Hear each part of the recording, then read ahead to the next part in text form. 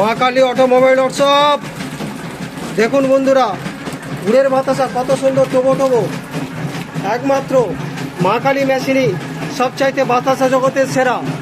আর যদি আপনারা বাতাসা জগতের সবচাইতে সেরা বাতাসা কাটতে চান তাহলে মা কালীতেই যোগাযোগ করুন। আর অন্য জায়গা থেকে মেশিন যদি নেন তাহলে ঠকে যাবেন। দেখুন দেখুন, 14টা কি সুন্দর টবো টবো হয়ে লাইনে পরস্পর পড়ছে।